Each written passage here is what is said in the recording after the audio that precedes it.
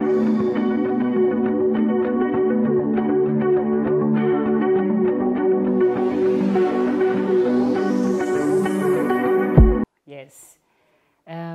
Reka nizere ko muri amahoro, nizere ko mumeze neza aho muherereye hose hirya no hino.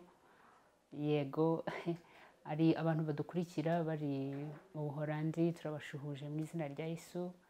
Yes, abantu mudukurikira muri mu mpande zose z'isi, tubahaye ikaze kandi turabashimira ndetse tunizera ko hari umurimo Imana irimo gukora mu buzima bwacu twese nk'imiryango, kuko nicyo twahamagariwe kugira ngo dufatanye kureba uko twakubaka umuryango mwiza ushimwa n'Imana. Rero munyemerere dusenge kugira ngo dutangire gahunda yacu. Mwami Imana yacu mu izina rya Yesu Kristo, turagushimye uyu munsi. Yes, turaguhamagaye kandi turakwakiriye Mwuka Wera kugira ngo ubane natwe, utwigishe, utwungure inama, utusobanurire cyane, udutungira agatoki kuri bya bindi tutatunganyaga kugira ngo turusheho kubitunganya. Icyubahiro ni icyawe mu izina rya Yesu Kristo umwami wacu. Amen. Yesu nashimwe. Ndanezerewe.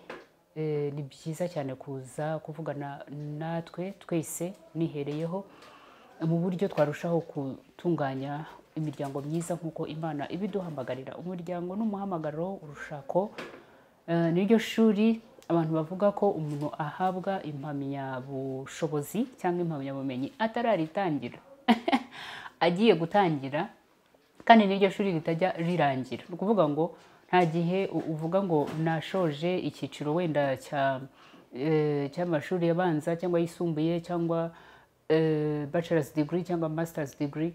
Ni ibintu byigwa kugeza umuntu ashoje urugendo rwe, nyine nk'uko aba yabitangiye, kandi nk'uko dusezerana tukavuga ngo tuzabana kugeza igihe urupfu ruzadutandukanyiriza cyangwa Kristo agarutse.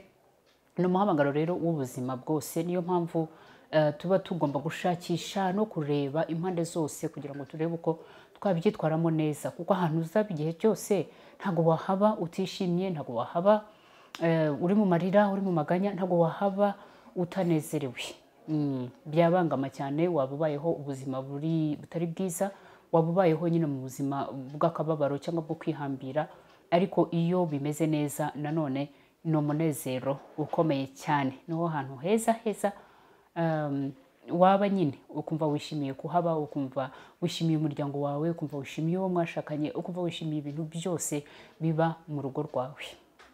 Uyu munsi rero ndagira ngo tuganire, turebe ngo iyo twitegura gushaka n'ibiki twagombye kuba twibandaho kuri uyu muntu tugiye kubana nawe. Niba ndi umuhungu nkaba nitegura gushaka, ndi mu rugendo rwo gushakisha umuntu tuzabana, nkaba ndi umukobwa nitegura gushakwa, niteguye umuntu tuzabana muri babandi bose baza bansanga, n'ibiki nakagombye kwitaho. Kandi ni n'ibintu bikomeza uroye, ni ibintu bikomeza bigaruka cyangwa bigaragara mu rushako rwanyu bitewe na hariya hantu mwatangiriye. Nkunda kubivuga ko imbaraga z'ikintu ziri mu gutangira, uko watangiye, urufatiro washyizeho, ibyo mwaganiriye, ibyo mwumvikanye, ibyo mwashize ahagaragara muziranyeho nk'abantu bagiye kubana. Ibyo nyine nibyo mukomeza mwubakiraho, mukomeza mugenda mushiramo itafari rimwe ku rindi kugeza igihe bizagera ahantu nyine hashimishije. Nk'uko nabivuze, ntibijya byuzura ariko nyine binyuramo, reka bari ko mbyita, birasucceeding. Rimwe na rimwe amagambo y'ikinyarwanda turayabura, ariko ni uko nguko. Rero umuntu mwitegura kubana ubuziraherezo cyangwa ubuzima bwose, hari ibintu by'ingenzi. Ni byinshi, liste ni ndende, ariko hari ibintu nka 4 navuze kandi bikubiyemo ibintu byinshi cyane wagombye kuba witaho, wagombye kuba ureba, ugenzura kuri uyu muntu, ugerageza kumenya nibura kuri uyu muntu mugiye kubana. Uyu muntu rero, niba ari umukobwa, niba ari umuhungu, ugombye kubanza kumenya uwo ari we nyakuri.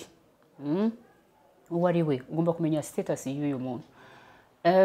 Abantu bashakana ariko ari abantu mu buryo butandukanye. Ni ukuvuga ngo nshobora kuba ndi umukobwa, tugahura ukankunda, wandeba nkakurasa, wamugane nk'uko bajya babivuga, ariko mu by'ukuri nubwo nkurashe njyewe ndi umukobwa ariko mfite umwana iwacu, njyewe ngaragara nk'umukobwa ariko nari narashatse biranga mvayo nkaba naratandukanye, narakoze divorce, so ngomba kumenya ngo uyu muntu tujye kubana ni muntu ki, ese aracyari umukobwa ni bwa mbere agiye gushakaho, cyangwa se ni umukobwa ariko yarabyaye afite umwana, cyangwa se ni umukobwa wigeze kuba mu rugo biranga aruvamo, cyangwa bimeze gute. No ku muhungu nuko nguko. Rero muri ibi bintu ni ingenzi cyane, ni ibintu by'agaciro, tugomba kubwizanya ukuri uko bihagaze nuko bimeze. Niba warigeze ushakaho ukabwiza kuri mugenzi wawe ukamubwira uti ariko jewe burya nari narashatse hanyuma biza kwanga ndatandukana, ubwo mbona hano ntago ari ubwa mbere naba ngiye kubigerageza, ukamubwiza ukuri ukamubwira uti nabyaye umwana nkiri muto, umwana wanjye turabana, cyangwa se umwana wanjye ari iwacu, cyangwa umwana wanjye abana na nyina cyangwa abana na se, akaba arabimenye, noneho akajya gufata icyemezo cyo kuvuga ngo mubane, ariko ayo makuru yose ayafite, azi uwo uriwe nyakuri. Ibindi rero byo kumenya ku muntu of course ni imiterere ye, n'ibyo akunda, n'ibimushimisha, n'ibiki bimurakaza vuba, ni ibyo bintu byose umuntu aba akwiriye kubimenya. Hari ubukwe bw'abantu nzi bwapfuye kubera ko umuhungu yabeshye umukobwa umwana. Hari umwana wahabaga muri urwo rugo rw'uwo muhungu, none umukobwa akajya ajya kumusura nyine akamubona ati si uyu mwana, akamubwira ati ni umwana w'umuvandimwe ndera, ntiyamubwiza ukuri ngo amubwire ko ari umwana we yabyaye mbere. Hanyuma ku munota wa nyuma umukobwa amaze kubimenya, ibintu bigeze ahantu kure rwose, ariko aravuga ati niba ashobora gutinyuka kumbeshya ikintu kimeze gutya nta n'ikindi atambeshya. Ubukwe buhagarara gutyo, kubana kwabo kurahagarara. N'abandi rero ni ibintu biteranya abantu cyane mu buryo bukomeye. Umwana ntabwo ari umuntu wo guhishwa, ushobora kumuhisha umwaka wa mbere urugo ukarwinjiramo, ukamuhisha umwaka wa kabiri, ariko amaherezo uwo mwana aba azagaragara, kandi iyo agaragaye bikamenyekana ubutakaje icyizere imbere ya wa muntu mwashakanye, kubera ko waramubeshye, ntabwo wamubwije ukuri ngo amenye neza umuntu bari kumwe ninde. Nimugatinye kuvuga ngo nimubwira ko mfite umwana ngo araza kunyanga, ngo araza kubivamo, nta kibazo, akabivamo akabyihorera, aho kugira ngo muzabane mubakiye ku kinyoma, waramubeshye hanyuma bizaze kugaragara nyuma, noneho musenye ibyo mwari mumaze kubaka. Byarutwa nuko bitabaho, aho kugira ngo bizasenyuke byari bigeze ahantu. Ni ingingo ikomeye cyane yo kwitabwaho rero, yo kurebwaho cyane, no kuri abantu ntibagahishane uko bameze. Niba warashatse bikanga, umubwize ukuri, umubwire n'impamvu yatumye byanga, harebe avuga ati okay, wenda ibi ngibi njyewe nabishobora, cyangwa se uyu mutego jye sinzawugwamo kuko siko nteye cyangwa siko meze, gutyo gutyo gutyo. Ku bijyanye n'imiterere y'imbere mu muntu, bimushimisha, ibyo yanga, ibyo akunda, mu by'ukuri maze kubona ko hari n'abantu burya baba nabo batisobanukiwe, baba batisobanukiwe, batiyizi, atazi ngo ndinde nshimishwa n'iki nanga, n'iki kindakaza, n'iki kubera ko wenda nta kintu arahura nacyo kimukora ku marangamutima ye kugira ngo arakare, so akakubwira ati wapi njye ntabwo njya ndakara, ukagira ngo uratomboye ubonye umwana mwiza, hanyuma rero mwagera hariya inzara zigatangira kugenda zivayo zigaragara, kubera ko nyine nawe hari ibyo atari yisobanukiwemo, hari ibyo atarazi, yatekerezaga ngo sinjya ndakara, ariko mu by'ukuri nuko yari atarabona ikintu kimucokoza cyangwa kimurakaza kugira ngo nawe arebe avuge ngo uyu ni njyewe, cyangwa bampinduye bazanye undi muntu bamunterekamo. Rero umuntu ni mugari, yego hari ibyo wamenya, hari n'ibyo ugenda umenya buri gihe mu rugendo rwanyu, ariko icyo kintu ni ingenzi cyo gusobanukirwa uwo muntu ninde, status ye uko ahagaze ni gute. Haleluya. Ikindi cya kabiri rero ugomba kureba, nyuma yo kureba umuntu akakubwira ibyo byose ukumva wenda nta kibazo, ugomba kureba umuryango we. Umuryango ni inkingi ikomeye cyane mu buzima bw'umuntu, adashobora gutemwaho cyangwa gukurwaho cyangwa gutandukanywaho ngo abe atakiwufite cyangwa abe atakiri kumwe nawo. Rero ni ibintu by'ingenzi cyane. Ubundi abanyarwanda bavuga ko njya mbyumva mu mihango yo gusaba, mu misango yo gusaba ukumva wenda umusaza aravuze ati umuhungu wacu yakunze umukobwa wanyu, hanyuma arabitubwira, undi agahita amuhagurukana akamubwira ati noneho usigaye utumwa n'abana.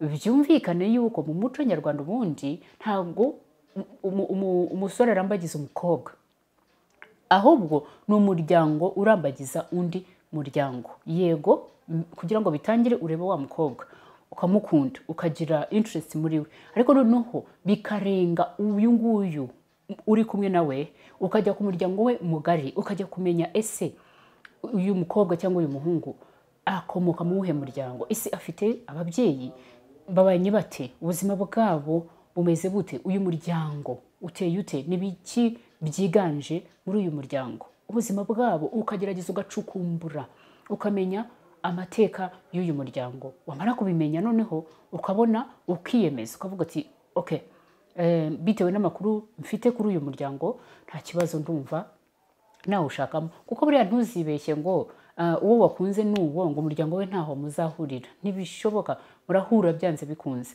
Niyo mudahuye mu buryo bwo kuba muri kumwe gutya, amaraso ntabwo wayakata, kubera ko ni umuryango we, nibo bamubyara, afite amaraso yabo, afite ibintu nyine by'ababyeyi be muri we, hari ibizaza byanze bikunze, ibyo bita karande, ntabwo uzabihagarika, ni ibintu biza n'uruhererekane. Yego, rero ugomba kubimenya, ugomba kubisobanukirwa. Kera cyangwa ngira ngo n'ubu sinzi niba bikibaho, hari abantu wajyaga wumva bavuga ngo umuryango uyu n'uyu cyangwa se ubwoko n'ubu ngo batera umwaku, ngo bigenda gute, ngo bigenda gute. Mu by'ukuri byaterwa n'ukuntu wowe ubizi cyangwa n'ukuntu ubyemera cyangwa n'ukuntu ubyizera, ariko ni ngombwa cyane kumenya umuryango w'umuntu mugiye kubana, kuko byanze bikunze bazaza iwanyu, bazabasura cyangwa bazanahaba. Urumva Abraham amaze gukura agira ngo, ariko ibintu bya kera rwose harimo ibintu bimwe byabaga ari byiza, agira ngo ashakire umuhungu we umugeni Isaka, ngo atuma igisonga cye ngo aramwihanangiriza, aramubwira ngo uramenye umuhungu wanjye ntuzamushakire umukobwa wo mu Banyakanani, ahubwo uzamushakire umukobwa cyangwa umugeni mu bwoko bw'iwabo. Rero icyo ni ikintu gikomeye cyane cy'ingenzi kigomba kwitabwaho mu kurambagiza cyangwa mu gushaka cyangwa mu kureba no mu kugenzura uyu muntu mugiye kubana ni muntu ki. Ugomba kumenya umuryango we. Haleluya. Yes, ni ikintu cyo kwitonderwa, ikintu cyo kwitabwaho. Hari umubyeyi nigeze kumva avuga, umwana we yarashatse, hanyuma urabizi imiryango yacu habamo ibintu bitandukanye. Mu nyigisho turimo gutegura mu minsi iri imbere harimo no gusobanukirwa za karande zirwanya imiryango nyarwanda. So uwo mukobwa yarashatse, amaze gushaka hanyuma ntibyagenda neza, umugabo we ntabwo byakunze ko akomeza kubaho, kandi mu by'ukuri ntabwo ari we gusa, ahubwo ni ibintu byari byaragiye byisubiramo inshuro nyinshi. Icyo umubyeyi we yamubwiye, yaramubwiye ati abana b'iki gihe mushaka mutabajije, mutabajije ngo mumenye aho mugiye kujya ni hehe, mumenye ese uyu muryango imiterere yawo, amateka yawo, uko uhagaze, uko umeze, ese ni ibintu bizashoboka, ni ibintu bizakunda. Urebe mu mateka, niba hari umuntu umwe, babiri, batatu muri uruhererekane uko bikurikirana bubatse ntibikunde, ugomba kugiramo precautions, ukavuga ese bizagenda gute. Urumva, kuko wamukunze ushobora kutamureka, ariko ako kantu ukaba ukazi. Niba uri umuntu usenga, ukaba ubonye naho uhera usenga, ukaba ubonye n'ibyo usengera ubisobanukiwe, ubizi neza. Rero ako ni akantu ko kwitabwaho cyane cyane cyane. Ikindi cyo kwitaho rero ni ibintu by'imyemerere cyangwa by'imyizerere hagati y'abantu bagiye gushakana. Yego, imyemerere ni ikintu gikomeye cyane, nacyo ni igice kimwe kigize ubuzima bw'umuntu. Rero mugomba kubyumvikanaho, mukabimenyanaho, ukamenya ngo uyu ni ukuyizera, ni uko asenga, ni uko asenga umunsi uyu n'uyu, yizera ibi. Hari imyemerere idashobora guhuza nubwo wabigira gute. badashobora kubana ngo bahuze ngo bikunde, kubera yuko nyine ibyo bemera n'ibyo bizera ni ibintu bihabanye. Ariko kubishobora guhuzwa, nk'urugero wenda mu bakristo muri rusange, buriya iyo tuvuze abakristo harimo abadivantisite b'umunsi wa karindwi, harimo abaprotestanti, harimo abakatolike, harimo abapantekote, harimo n'andi matorero.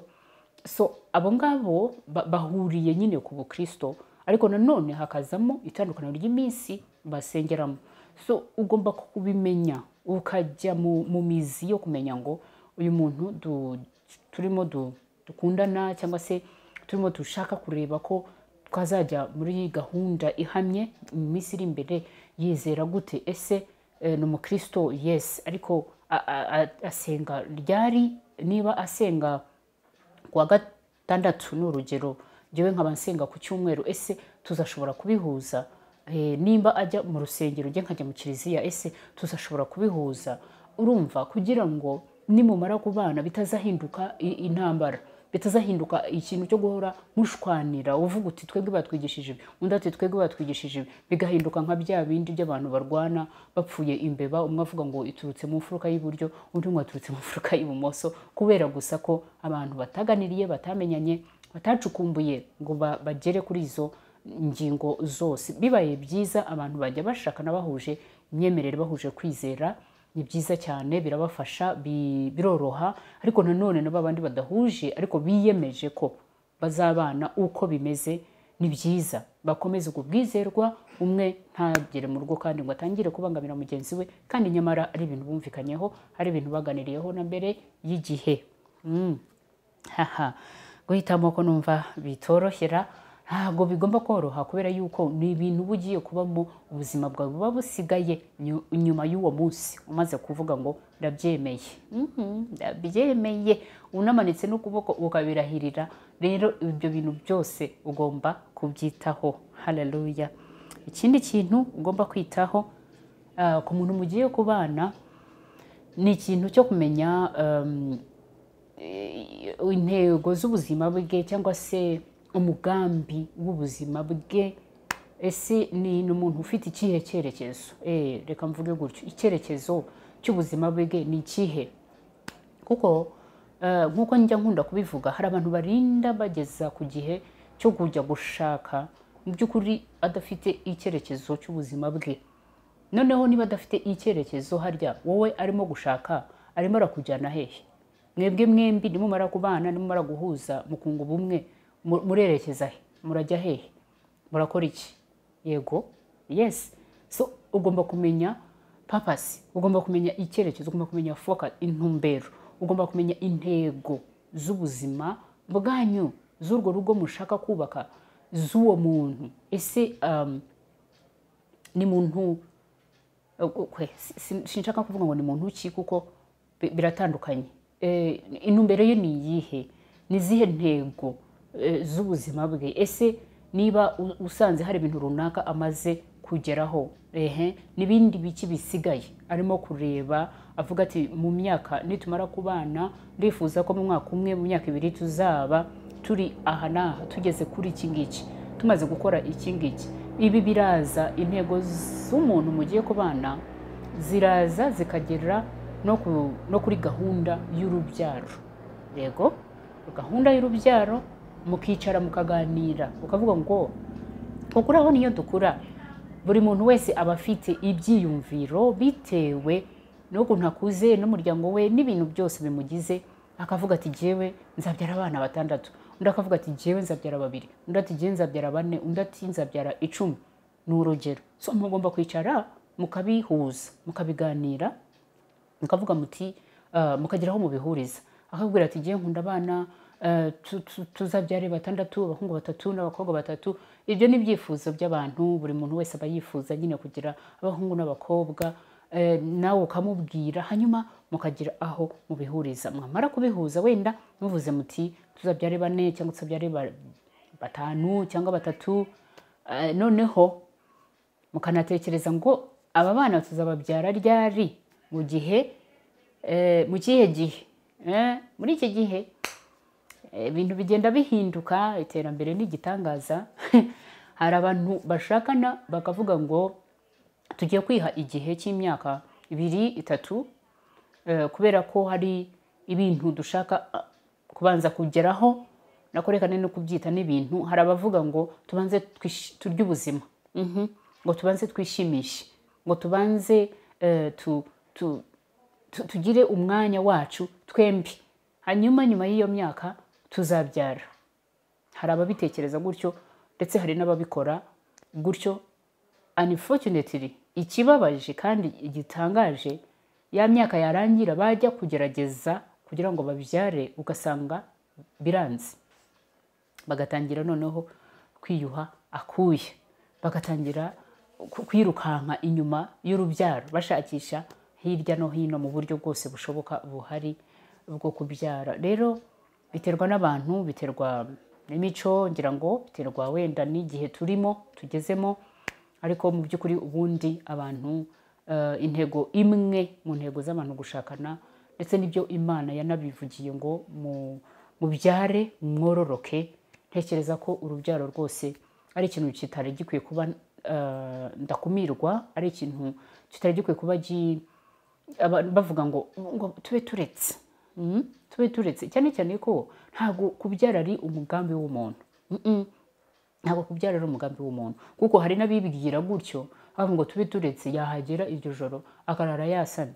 Hari n'abibwira gutyo ngo tube turetse, nyine yamara icyo gihe cyose yajya kubishakisha bikanga. Hari abibwira ibintu bitandukanye, ariko Imana ikagenda iduhinyuza itwereka ko nyine ariyo mugenga wa byose, itwereka ko ariyo iba yateguye iby'ubuzima bwacu. Rero kuri iyo ngingo yo kuvuga ngo tubanze dutunganye ibi, dukora ibi, tuzaba tubyara, simbizi, biterwa n'ukuntu byumva, ariko kuri jye numva n'ukuri igihe abantu bashakanye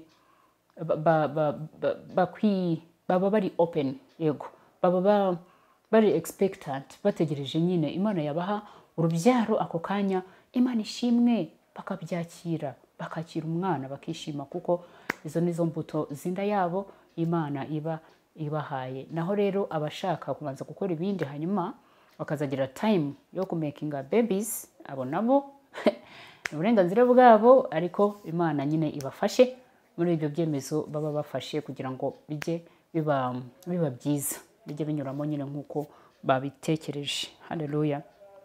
Rero muri make, nubwo hari izindi ngingo nyinshi zo kwitabwaho zo kureba, ariko izi ngingo uko ari enye zikubiyemo ibintu byinshi bitandukanye.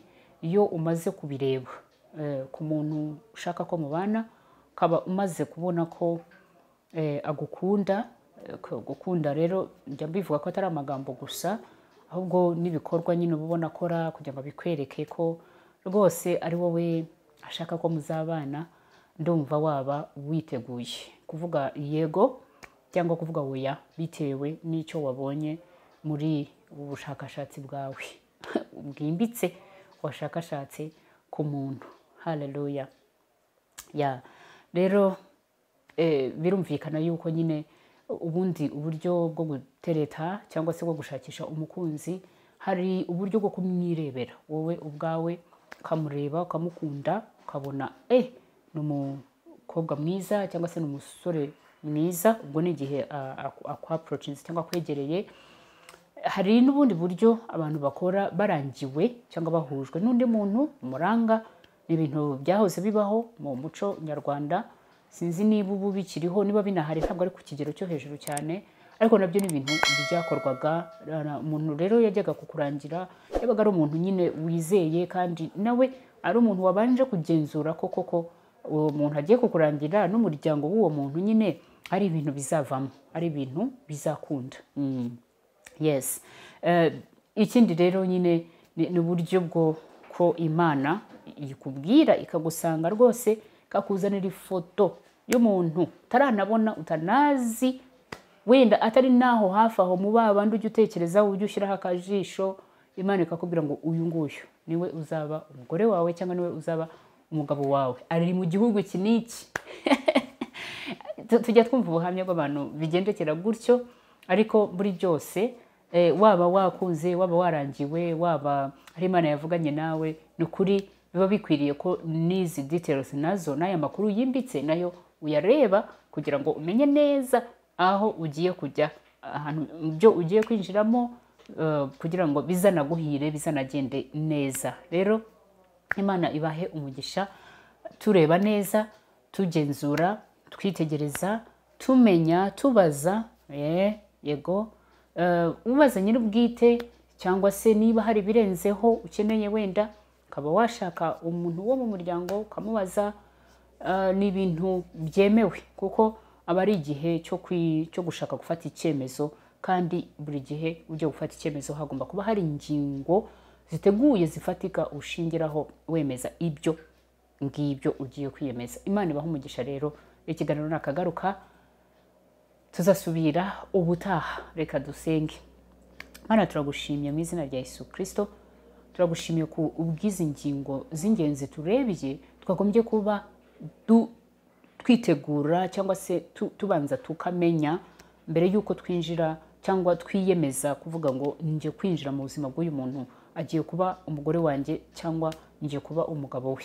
Rero udufashe abakiri muri icyo kigero cyo kuvuga ko barimo barashakisha, ariko n'abamaze kubigeramo nabo probably hari amakosa bamaze kubona bakoze wenda mu gufata ibyemezo kwabo, hari ibyo batabanje kureba, none uyu munsi unfortunately byabagezeho, birabakubita, birimo kubazunguza, birimo ntabwo bazi icyo bakora. Ariko ndakwingize Mwuka Wera kugira ngo buri wese icyo ari bufate n'icyo ari bwumve nuko ari bubibone, umugenderere umufashe. Abo ngabo bamaze kubigeramo bafashe, ubahe ubwenge bw'uburyo bashobora kubyitwaramo kugira ngo urugo rwabo rurusheho kuba rwiza. Abatarabijyamo nabo ubahe ubuntu bwo kubyitwaramo neza kugira ngo icyo cyemezo bazafata kizabe icyemezo kirambye. Turagushimye kandi tubisabye twizeye